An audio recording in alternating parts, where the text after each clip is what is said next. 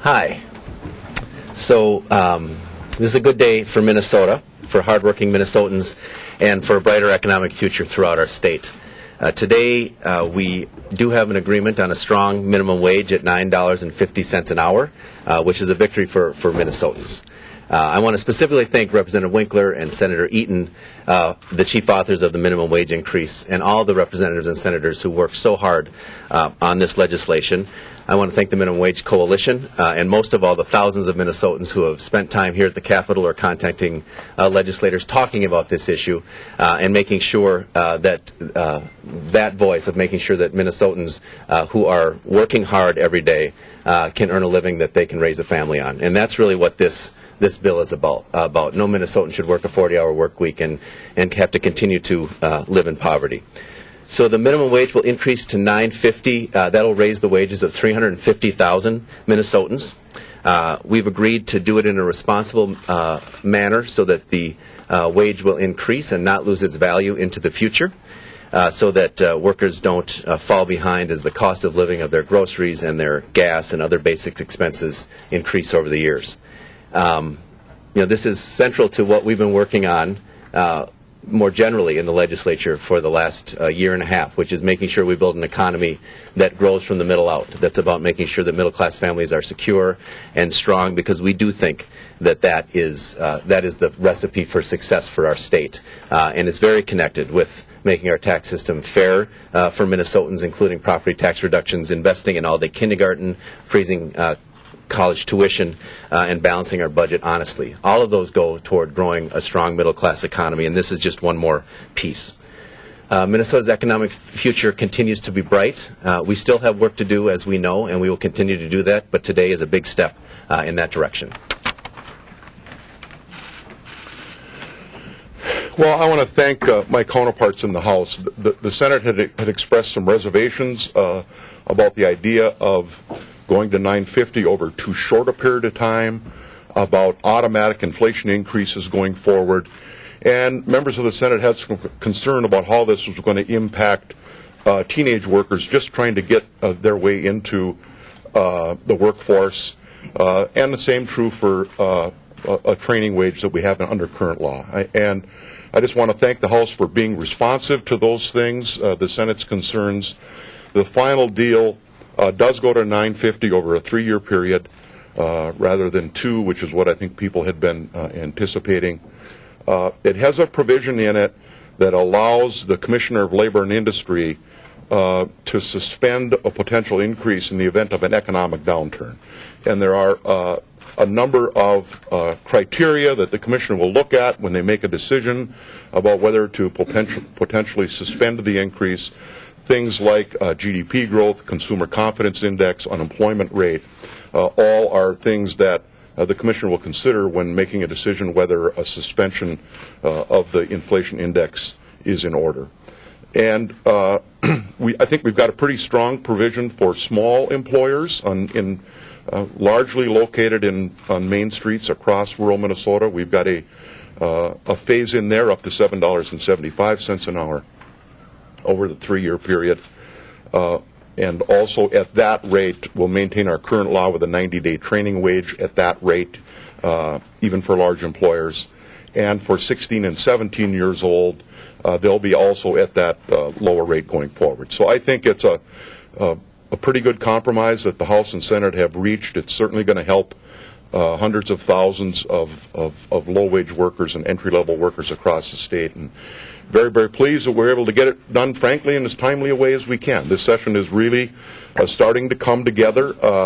This week in the Senate, we expect to pass the supplemental budget bill tomorrow, the minimum wage on Wednesday, and the tax bill on Thursday. So when we go home for the Easter recess to meet with our constituents, the only major provision that won't actually be in conference committee is the bonding bill, and we are going to need Republican support in order to accomplish that.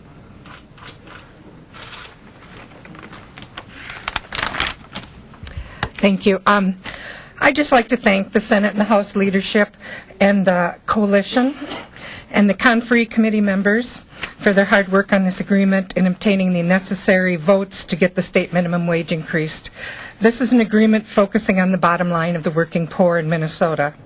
And it's largely agreement that will benefit women in the state.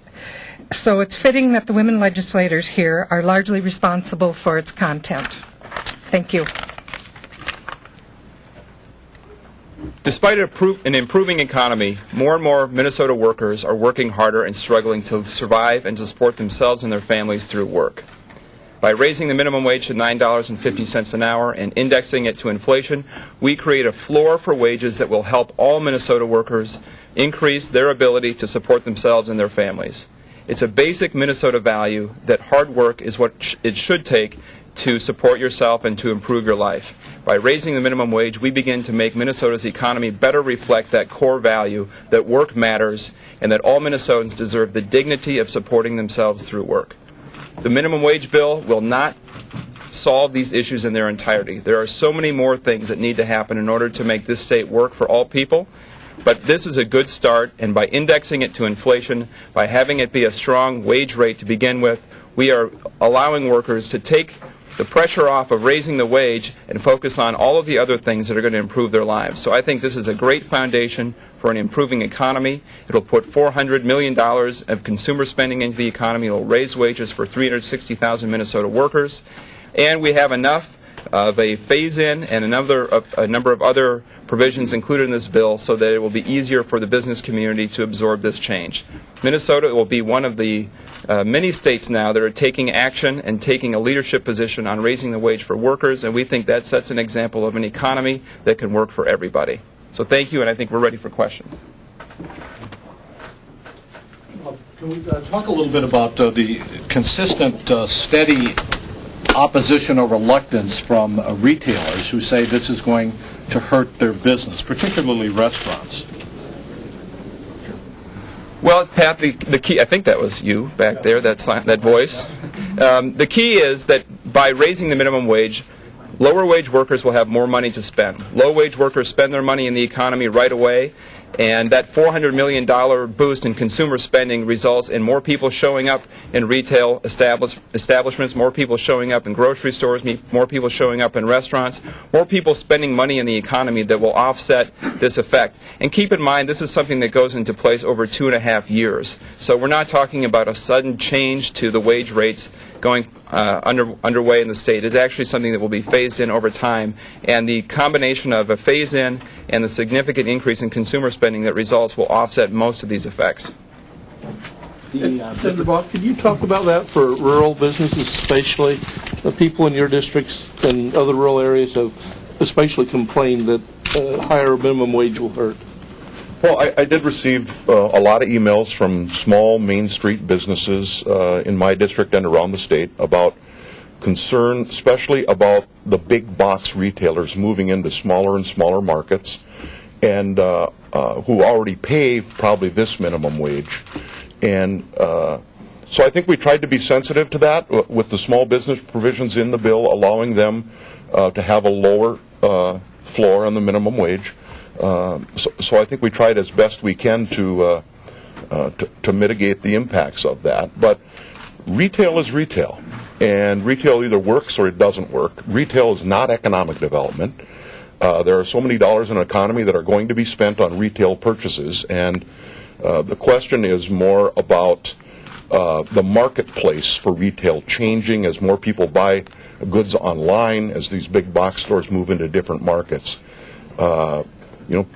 I don't think it's going to have an impact on how many Big Macs McDonald's is going to sell. People are either going to buy one or they're not. And I think Representative Winkler's right. Putting more money in the hands of people doing the purchasing, businesses will benefit from that. Would you expect small businesses to close in rural areas especially? No, I think the increase for small businesses is pretty modest. Going to $7.75 over a 3-year period, I think, is manageable for them. This issue and the office building issue were both kind of sputtering along. They both were being negotiated at the top levels of leadership. Now they're getting wrapped up within days of one another. I think people will find it hard to believe there was no relationship between those. So for the majority leader and for the speaker, how would you describe what the understanding was? Shortly after the November forecast, the speaker and I and the governor sat down, and in the governor's office, and I communicated to them that I think this was going to be one of the easier legislative sessions that I've ever participated in. You know, frankly, we've got some money around, and so I laid it all this way. I said, you know, there's a little basket of things that have to be done in this session. The governor clearly wanted to have a tax bill. We were going to pass the Safe Schools bill. We were going to do something on the minimum wage. We were going to do something on the Capitol office building because it's so closely linked to the renovations of our Capitol. And we're going to do something on a bonding bill if the Republicans are willing to participate. Those are really just a handful of things in this basket of must-dos in this session, and it's starting to come together as it should. And I don't think anybody should think anything is linked to anything. There's just this basket of things that we have to do in this session, and we're well on our way to accomplish that. Senator Bakk, you seem so against the inflation increases. Why all of a sudden the change of heart? You've been thinking of taking it to the public for a vote. Well, my issue with the Constitutional Amendment is one legislature can't bind another one, and I hope we can hold this language in law permanently. Most states don't do it this way. Of the 11 that have inflation, 10 of them have done it through voters. Only one, the state of Vermont, actually has an inflation provision in law. So I think it's going to be a challenge going forward, binding future legislatures about it. My concern always was about two things. At some level, you make teenagers very difficult to employ. Those workers coming for the first time into the workforce at 16 or 17 years old, really with no skill set yet, maybe just got an alarm clock for their birthday when they finally got a job. So there's real challenges, and so fortunately we're able to address that with the House, that issue of teenage unemployment. And the other issue is we were always concerned about, even in serious economic downturns, that the minimum wage would continue to go up when wages in the rest of the economy are stagnant or maybe falling. In this most recent recession that we had, personal income in Minnesota, household income, actually went down. And so the indexing provision, I think, needed to be able to respond to future economic downturns, which will come. What we know when the last one was. We just don't know if we're closer to the last one or closer to the next one, but it will happen. So having a mechanism in there where the Commissioner of Labor and Industry can respond to different economic conditions, I think, makes a significant difference in our willingness to be able to accept an inflation provision going forward. Help us do the math here. If the maximum is given in 2018, 19, and 20, what would it reach? It would depend on what the inflation index of the implicit price deflator is. But it says 2.5%, so if the maximum is given... Right. If the maximum is given, how many cents is that? We're not good at math. 2.5 times 950, whatever that is, $9. Neither are we. So roughly a quarter a year, or give or take. Okay. Thank you. Senator Bakk, do you have the votes in your caucus? And if so, what changed over the last... I think that the two provisions, the teenage provision and being able to suspend the increase in the case, and when we're in deep recessions, I think are what will make the difference in getting the votes in the Senate, and I believe we have the votes. Is the J-1 visa, is that related to the issue you've raised before about kids coming over to these northern resorts and they get room and board? The J-1 tourism visa is related to, and I talked with Senator Gazelka and Senator Rood about this, because in the Brainerd Lakes area, much like the North Shore, there are not enough employees, there are not enough kids to staff these tourism-related businesses. So many of them participate in a federal program called the J-1 visa, and they bring people here. In the case of the North Shore, a lot of kids, young people from Europe come here to work during the tourist season. And the resorts I know on the North Shore that do it provide housing for them. They provide housing, and in a lot of cases provide a meal plan for them when they're here. So it seems reasonable to me that they be allowed to pay them a little bit lower rate than the traditional increase, the rate that higher, the 950 rate. So we agreed to not make the system too complicated. We would put that group of workers in with the small business rate and with the teenage rate.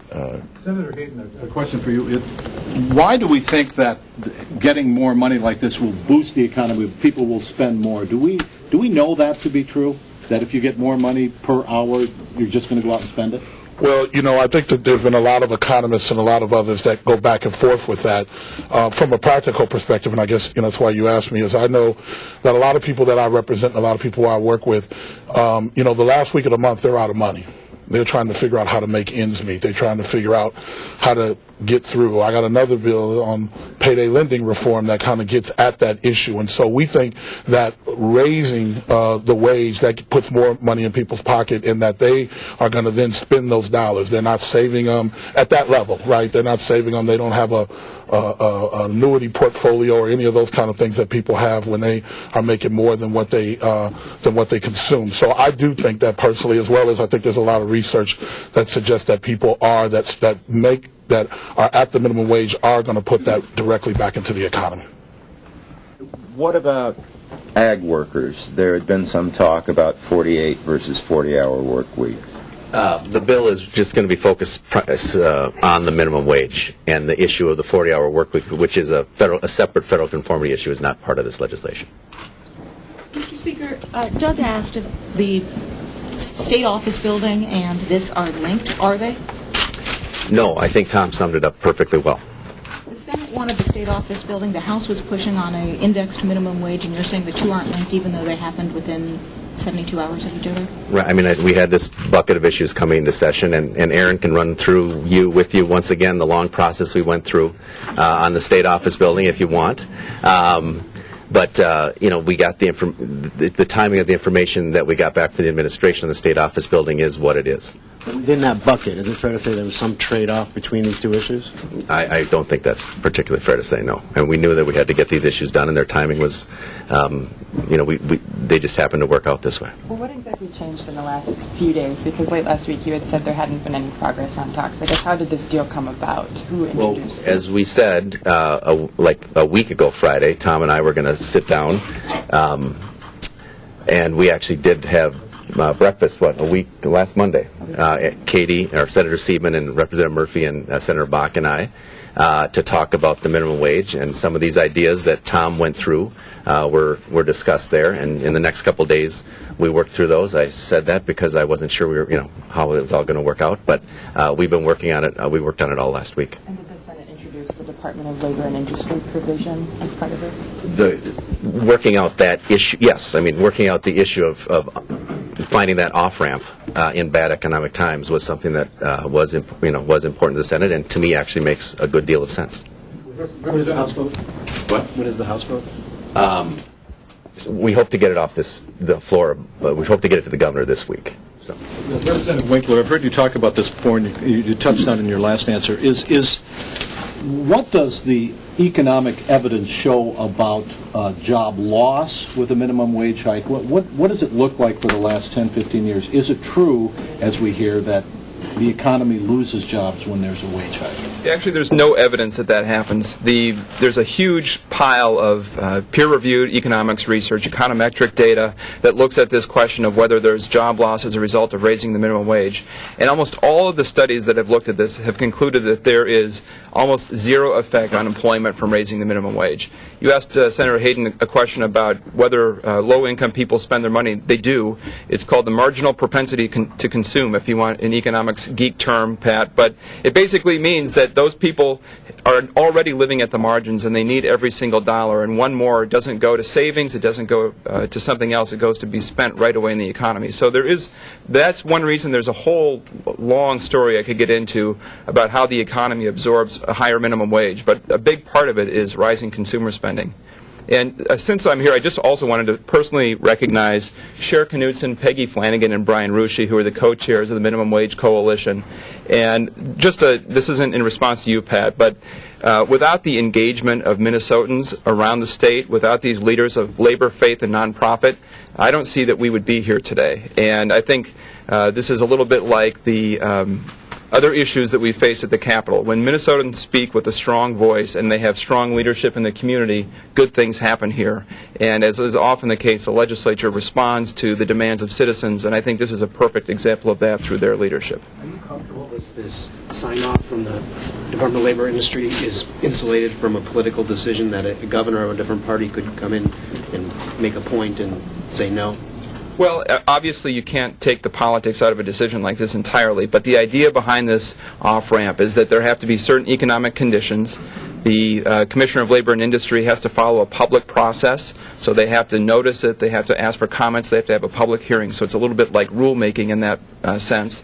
And so I think there becomes a question of whether or not it's really the right decision for Minnesotans to suspend the wage increase in future years, and I think any administration is going to have to look at that decision pretty carefully. And the other component of that is that there's an accelerator. So if in future years a subsequent governor to the one who suspended it were to look at this and say, well, we suspended it 1 year, we're still not caught up with inflation like we were, and so I'm going to accelerate it back up to where we would have been otherwise. That by having that on-ramp, if you will, back off after the off-ramp, that I think makes a governor who is interested in using for political purposes a suspension of the minimum wage, I think it gives them pause because they realize they could lose it anyway. So I'm hoping that this is really just focused on when it needs to happen for purely economic reasons. Senator Bakk, doesn't that shift focus from the legislature to undo the inflationary increase to the administration, whoever holds the governor's office? Well, the data on how the economy is doing is what it is, and I would like to have the decision made to do that to be one based on actually real data, not based on the politics around the House and Senate here at the Capitol. So I think a decision to suspend that is something that's not going to be taken lightly, and it needs to be based on data, not on the political whims that are playing out among elected people at the Capitol. For the sake of clarity, and I'm really not sure about this, where does tip credit fit into something like this? It's not in the bill. At all. So tell us what that means. It means we're going to have current law relative to that issue. Why was the decision not to include a tip credit? Well, it wasn't in either bill. I just think the votes aren't there in either body of the legislature to include it. That would have helped, say, restaurants would have helped their businesses. You know, I mean, the idea behind a minimum wage is that you set a floor for wages, and it's similar to other kinds of labor regulations that we have, whether that is safety regulations, child labor regulations. You kind of create a regulatory framework within which the labor market operates. And so Minnesota has not had a tip credit or a tip penalty for 20 years. Some of the states with the highest minimum wages, including the state of Washington, the state of Oregon, do not have a tip credit in place. And, you know, if you go to Seattle or Portland, I think they're pretty well known for their thriving restaurant scene. There just isn't a lot of evidence that shows that a tip credit somehow is a help to the restaurant industry in any particular state. Those states are doing very well. And, you know, if you look around the country, you can't really see much of a connection between employment and a tip credit. It just doesn't really line up very well. How and when exactly did you strike this deal? Where were you? In St. Paul. How about that? Okay. No, it was a course of discussions over, really a long time. We've been talking about this issue and how we work through what are real issues that both sides confronted for several weeks. So so we kind of knew what the issues were and put some creative thinking into it, and I think have arrived at a very strong minimum wage bill that meets the needs of the workers in Minnesota, but creates some protections in the time of an economic downturn. And I think that it's the right place for us to land. It was a result of it's kind of the way the process should work. Was it late last week that you agreed to it? Was it over the weekend? Was it? No, we talked about it on Monday. I think you all caucused it on last week. So it was earlier in the week, middle of the week. It's been it's been evolving, but the concepts were evolved over the course of last week. How important is this issue for DFL House candidates this fall? Well, I think what it's important for is the people of Minnesota and the 350,000 people that are going to get an increase in the wage as a result of this legislation once it gets passed. Does getting these to the office building and minimum wage done make it easier to go home on Easter break to see constituents? Well, I think the and it's not just that. We passed a very significant tax bill that's already gone into law. We passed propane relief right out of the gate, and we're going to have our budget bills, both of our budget bills and the second tax bills, off both bodies' respective floors. We're continuing to move at a very efficient pace. I think that's what the people of Minnesota want. I think this has actually been a very efficient session thus far. And when we go back home to talk to our constituents at break, there's a number of these issues that we're going to be able to talk to them about. This is what we accomplished on top of all that we accomplished in 2013, the biggest education investment in a generation, reducing property taxes for the first time in a dozen years. The list kind of can go on and on. Do you expect any backlash from the voters? About the minimum wage increase? Yes. A positive one. Thank you.